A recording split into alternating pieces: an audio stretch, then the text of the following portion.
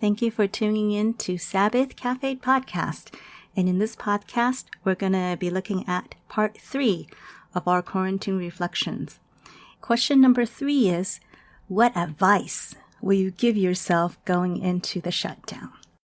When I think back of when the shutdown first started, I think one word keeps coming up, and that word is feeling overwhelmed.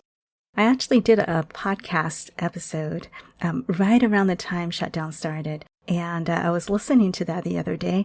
I just remember hearing myself feeling so overwhelmed that I was almost in tears at one point in the podcast because I felt so scared and I didn't know what to do.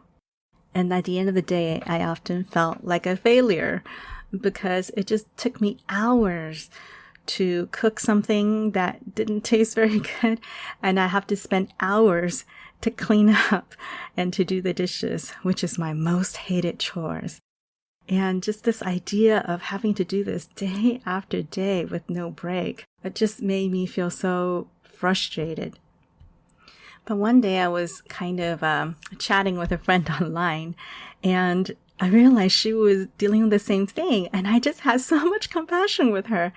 And I was telling her that she needs to give herself grace because she's dealing with new things and she's learning new skills, and all of a sudden it dawned on me. That's what I needed to tell myself.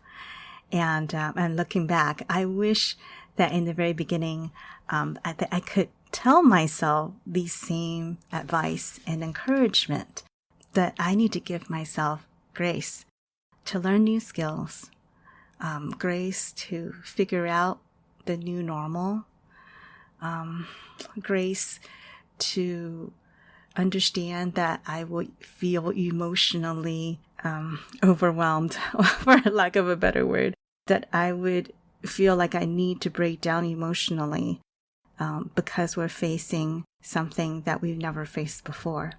And it all takes time.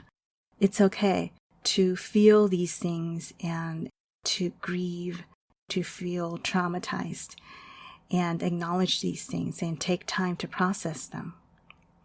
I also want to remind myself that as you take things one day at a time, you will get better at it. As you learn to cook one meal at a time, you will get really good at it.